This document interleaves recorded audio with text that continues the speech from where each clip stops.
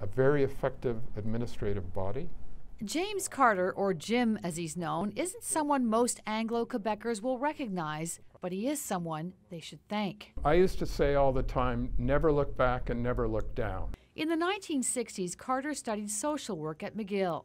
And during that very fervent era of the 60s, I was very involved with social justice issues. And that's really what set me on the path as an organizer and a policy person, working with our English-speaking communities in the area of improving access to health. After the election of the PQ in the 70s, Carter joined Alliance Quebec in the 1980s, volunteering on policy issues. The English-speaking communities were spread all over the place, and there was really, in the wake of this event, there was really no sort of uniting force that brought us together. And with English institutions, including hospitals and clinics, under threat, they created a coalition to fight for their survival. Our communities were having tremendous difficulties, particularly outside Montreal and in the east end of Montreal, gaining access to basic health services in English. In 1986, Alliance Quebec won legislative guarantees of services in English, but the fight didn't end there. It took a while for us to get the legislation working. So in the 90s, the Bourassa government enlisted Carter's help as a political advisor.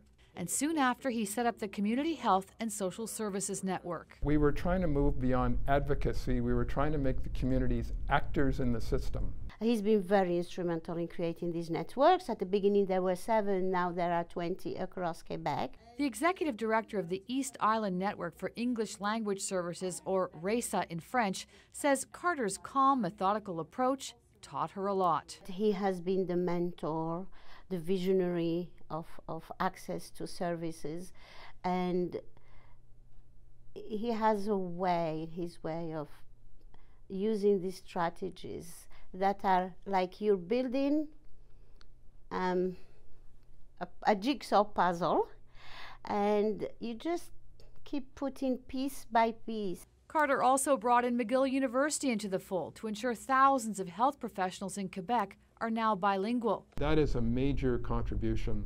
The head of Collective Community Services says Carter has brought community groups, the province, and Ottawa to work together.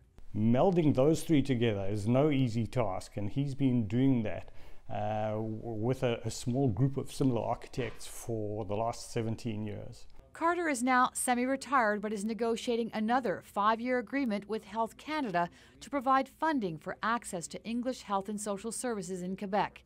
It will be his 4th.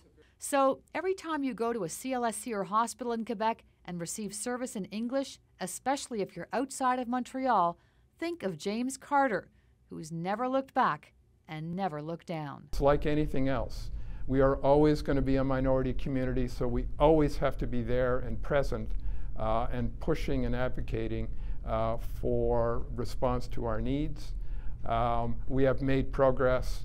The ultimate outcome is we're always trying to improve, and we'll always be trying to do that. Caroline Van Vlaardingen, CTV News.